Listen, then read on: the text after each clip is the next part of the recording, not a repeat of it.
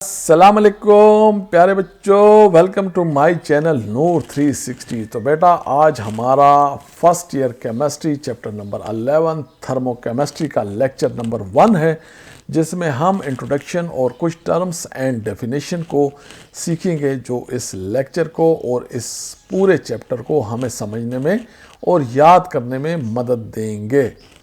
तो चलते हैं जी इंट्रोडक्शन की जानिब। कहता है every process in this universe whether it occurs in living cell, in test tube, in the atmosphere और in water etcetera is accompanied by an energy change. तो कहता है जी कोई भी केमिकल रिएक्शन जो इस यूनिवर्स में हो रहा है, जैसा कि लिविंग सेल में मेटाबॉलिज्म, टेस्ट ट्यूब जो कि लेबॉर्ट्री में टेस्ट ट्यूब में जो आप रिएक्शन करते हैं, एटमॉस्फेयर में, वाटर में, कहता है सब के साथ जुड़ी हुई है कुछ ना कुछ एनर्जी चेंज। किस तरह जी? कुछ प्रोसेसेस जो हैं वो एनर्जी रिलीज़ करेंगे, जबकि कुछ को होने के लिए एनर्जी चाहिए। लेकिन कहता है कि इन ऑल द केस, इन दोनों केसेस में, चाहे वो एनर्जी रिलीज़ करे या एनर्जी एब्जॉर्ब करे, दोनों केसेस में जो यूनिवर्स का एनर्जी लेवल है वो रहता है जी कांस्टेंट। तो ये तो इसने हमें भाईजान बता दिया सीधा सीधा फर्स्ट लॉ ऑफ थर्मोडायनामिक्स, जो कि कहता है कि energy can not be created not destroy. तो ये तो वही वाली बात है कि एनर्जी को ना क्रिएट किया जा सकता है ना डिस्ट्रॉय किया जा सकता है। हाँ, एक सूरत है कि उसकी transformation from one form to another ये मुमकिन है।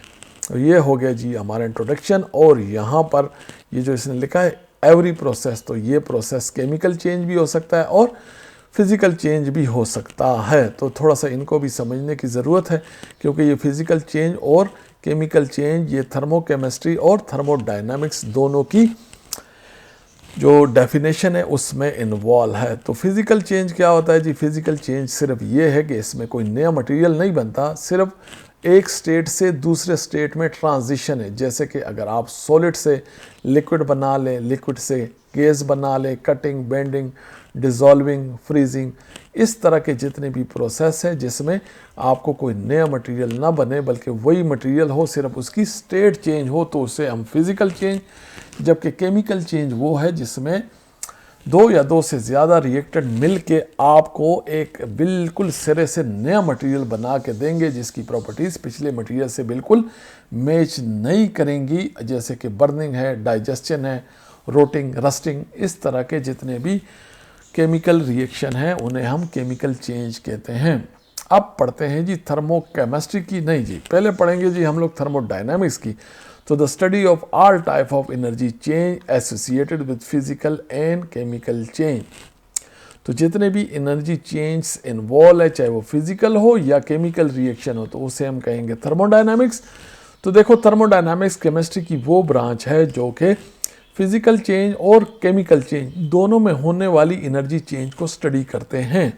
जबकि अगर थर्मोकेमिस्ट्री की बात की जाए, इसमें से हम फिजिकल चेंज तो बिल्कुल निकाल दें, इसमें सिर्फ और सिर्फ हम लोग केमिकल चेंज को और केमिकल चेंज में होने वाली एनर्जी को स्टडी करेंगे। और आपको पता है किसी भी केमिकल चेंज में जो एनर्जी इवॉल्व या एब्जॉर्ब हो उसको हीट ऑफ रिएक्शन कहते हैं या एंथैल्पी ऑफ द रिएक्शन कहते हैं।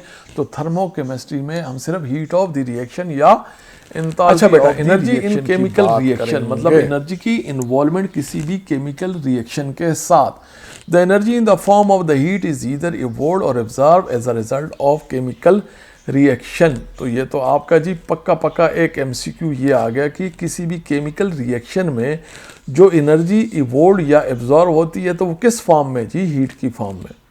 तो हीट की फॉर्म में किसी भी केमिकल रिएक्शन में एनर्जी इवॉल्व या एब्जॉर्ब होती है। हमने पढ़ा था ना, कोई भी केमिकल रिएक्शन होगा तो वो सराउंडिंग के साथ क्या करेगा? हीट को रिप्लेस करेगा या एक्सचेंज करेगा, हीट देगा या हीट लेगा। This is because in a chemical reaction old bonds are broken and new bonds are form. आगे रीज़न बता दी कि ये जो हीट ये इवॉल्व या एब्जॉर्ब करेगा, क्यों करेगा?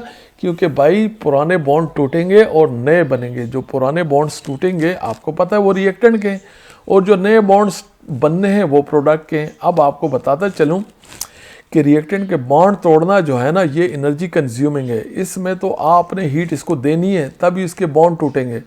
और ये वाला जो है, ये जो प्रोडक्ट के नए बॉन्ड बनेंगे, ये बनेंगे जैसे ही बॉन्ड बनेंगे तो ये आपको एनर्जी देंगे, सही है, ये रिलीज एनर्जी करते हैं।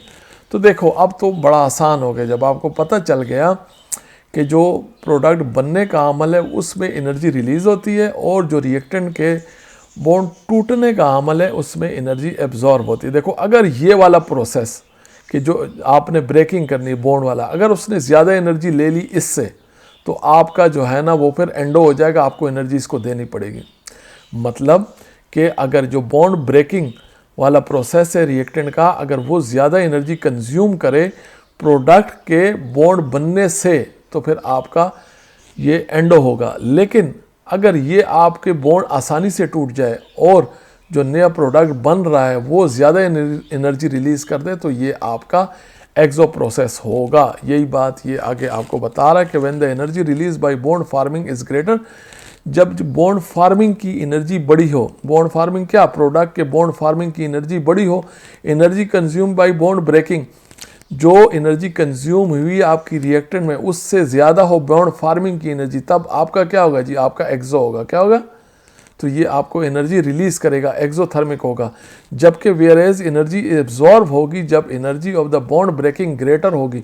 अगर आपके बॉन्ड ब्रेकिंग में रिएक्टेंट के बॉन्ड ब्रेक करने में एनर्जी ज़्यादा लग जाए, इससे कि वो जितना उसने बॉन्ड मेकिंग में रिलीज़ करनी है, तो आपका क्या होगा, आपका जी एंडो होगा, आपकी एनर्जी एब्जॉर्ब होगी। तो बता रहा है कि इससे हम क्या नतीजा हासिल किया कि किसी भी केमिकल रिएक्शन में सिस्टम जो है एनवायरनमेंट के साथ हीट एक्सचेंज करता है। अच्छा जी, यूनिट ऑफ थर्मल एनर्जी, आपको पता है जी कि एनर्जी कोई सी भी हो, थर्मल हो, पोटेंशियल हो, काइनेटिक हो या वर्क हो, सबकी यूनिट जाउल ही है। एसआई यूनिट इनकी जाउल है। अब वर्क कैसे है जी, वर्क भी एनर्जी की फॉर्म है। आप खुद देख लें, आप अगर किसी सिस्टम पे वर्क करते हैं तो आप क्या करते हैं, आप उस सिस्टम में एनर्जी देते हैं। अगर सिस्टम से वर्क लेते हैं तो क्या करते हैं, सिस्टम आपको एनर्जी देता है। सही है जी। तो जाउल की जो डेफिनेशन है हम लोग वर्क से निकाल सकते हैं। अब वर्क को हम एनर्जी कहेंगे, इतनी एनर्जी कि आप 1 न्यूटन की फोर्स लगाएं और वो ऑब्जेक्ट 1 मीटर का डिस्टेंस तय करे, तो हम कहेंगे कि आपने उसको कितनी एनर्जी दी, 1 न्यूटन मीटर। और यही 1 न्यूटन मीटर को हम नाम देंगे जी जाउल का। सही है जी। तो 1 न्यूटन मीटर, तो जाउल की तारीफ आपको वर्क से समझ में आ गई कि जब किसी ऑब्जेक्ट पे 1 न्यूटन की फोर्स लगाए जाए और उसके नतीजे में वो 1 मीटर का फासला तय करे, तो हम कहेंगे कि हमने 1 जाउल एनर्जी उसको दी है, या ये एनर्जी 1 जाउल है। तो ये ऐसा यूनिट है जी थर्मल एनर्जी की, हीट की। सही है, 1 जाउल। और 1 जाउल किसके बराबर है, 1 न्यूटन मीटर, वो तो हमने बता दिया। अब बेटा मसला ये है कि ये जाउल जो है ना काफ़ी छोटी यूनिट है और हमारी जो इस्तेमाल है इस यूनिट का वो ज़्यादा है। तो फिर हमने इसको बड़ी यूनिट भी तलाश की, जो हमने इसकी कई कैलोरी। तो 1 जाउल जो हमारे पास है 0.2390 कैलोरीज के बराबर है। अब देखो कैलोरीज ज़्यादा है, और 1 कैलोरी जो हमारे पास है 4.184 जाउल के बराबर है। सही है जी। अब देखें यहाँ पर है 0.2390 कैलोरीज 1 जाउल के बराबर है। तो 1 कैलोरी किसके बराबर होगी, 1 ये वैल्यू रख दें, तो ये अगर आप निकालेंगे तो आपके पास 4.184 जाउल आएगी। तो जाउल जो है वो छोटी यूनिट है, कैलोरी बड़ी यूनिट है, और 1 कैलोरी जो है 4.184 जाउल के बराबर है। अच्छा बच्चों, बात की जाए कैलोरी की, तो कैलोरी को तो डिफाइन करना है ना चाहिए। 1 कैलोरी कितना होता है, अगर आपके पास 1 ग्राम पानी हो और उसका टेम्परेचर हो 14.5 और उसको आपने रेस कर दिया हो 15.5, यानी 1 डिग्री डेल टी, यहाँ पर 1 डिग्री आपने इसमें इंक्रीज लाया इस टेम्परेचर से इसमें। ये याद रखें, ये स्पेसिफिक है, 14.5 से 15.5 तक, तो इसको हम 1 कैलोरी कहेंगे। एक MCQ आपका यहाँ से बन गया।